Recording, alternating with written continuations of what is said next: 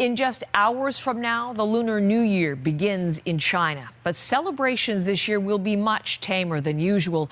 That deadly coronavirus outbreak has authorities taking new, unprecedented, drastic action today as they try to keep a lid on it. World-famous attractions in Beijing and Shanghai are now closed, and 13 cities with a combined population equaling Canada's nearly in lockdown this morning. Let's begin with the latest numbers from Chinese officials. The number of dead stands at 26. 2 of the people who died are outside the infection hot zone, as it's known, in China's central Hubei province. There are at least 830 confirmed cases of people sickened by the virus. The number of reported illnesses outside mainland China, it's also up this morning. New cases in Singapore, South Korea and Japan have pushed the total to 19. In Canada, health officials say no one is being treated for the virus, but they are testing a number in the country. We have this new drone footage for you this morning. It's extraordinary, showing excavators working furiously as they break ground in Wuhan, the epicenter for the outbreak. They're racing to build a new 1,000-bed hospital to treat patients. And they say this one is modeling the one built in Beijing at the height of the SARS outbreak back in 2003. They plan to have this new hospital finished by next Wednesday. That's 5 days from now. Reporter Patrick Falk is in Beijing again for us this morning with the very latest on these expanded quarantine measures now in place right across China. There is a question mark as to whether or not these efforts to quarantine people are really having the desired effect, particularly because of those 2 cases of fatalities outside Hubei province today that we learned about. One in Hebei, that's a particular concern for people here in Beijing because much of Beijing is surrounded by Hebei province. There was an 80-year-old man who had apparently visited family in Wuhan and came back. That was the first reported case outside of Hubei. And also in Heilongjiang, one man dying. Heilongjiang borders with Russia as well. So, you know, as far as we could gauge, according to some reports, authorities kind of get the impression that there is this weaker strain, milder form of the virus that has been spreading, and that's why the focus of containment has been on Hubei. This suggests that it perhaps goes further than that and that they may need to rethink their strategy altogether. The situation now, Patrick, just extraordinary. More than 20 million people now affected by these various measures. And one of the things we're starting to hear from people as they speak is how concerned they are, how fearful they are of these measures and what's happening. How difficult is it for authorities, though, to police these lockdowns?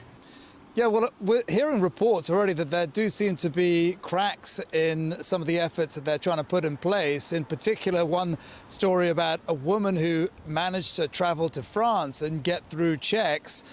She's going to be presumably feeling some repercussions as a result of that, because authorities are taking this very seriously. But, you know, as you say, it's got to be an incredibly difficult thing to keep people penned in like this. We all are also hearing reports of people still arriving in Wuhan City. We're not entirely clear whether this is before or after the quarantine began and whether or not people are actually being allowed to enter the city. But they're saying, well, what do you do? It's Chinese New Year. It's tradition. We come and stay with our family, and that doesn't change. So they're putting themselves at risk. But certainly it's a difficult situation for authorities to get under control right now and make sure that they are able to contain the virus, which is what they're trying to do. Patrick, as you mentioned, the Chinese New Year, we are on the eve of that. And we're hearing today that many attractions, I'm thinking of Disneyland, we're hearing about even McDonald's restaurants shutting again as part of this effort to contain the virus. So this holiday this year is likely to look very different. Can you give us some detail about that? Yeah, well, I mean, this is about as miserable Chinese New Year as I can remember. I mean, people are in a state of panic here in Beijing. I mean, you're seeing cars in the streets, but there aren't a lot of people around at all. And those that are out are all covered in face masks. They are definitely concerned. They are avoiding crowds. Authorities here have told people not to gather in big crowds. Here in the capital, they have shut the Forbidden City, perhaps Beijing's, if not China's, most famous landmark, a place that a lot of tourists would be wanting to go and visit. But yeah, lots of attractions, the celebrations, those aren't going to be happening. In particular as well, maybe of interest to those in Canada, the Cirque du Soleil, they've cancelled their shows, even though they're 700 kilometers away from Ground Zero, Wuhan. So it does certainly seem as though what was meant to be a fun week of holiday is going to be a little bit of a dry period for China, and we don't know how long this is going to last exactly. That's Patrick Falk in Beijing this morning. Now, a couple of additional notes. Chinese state television reporting there was a state council meeting on the virus today, and the conclusion was the spread has not been cut off despite the measures taken to date. So they do expect even more and more targeted measures.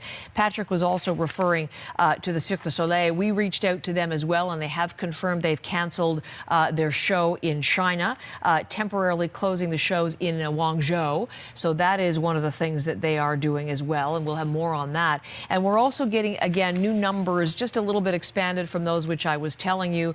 886 confirmed cases, 422 suspected cases, 26 deaths in 30 provinces and regions. And again, of concern this morning was the fact that some of those deaths, too, now outside the main Hubei province, in which you find the epicenter of Wuhan.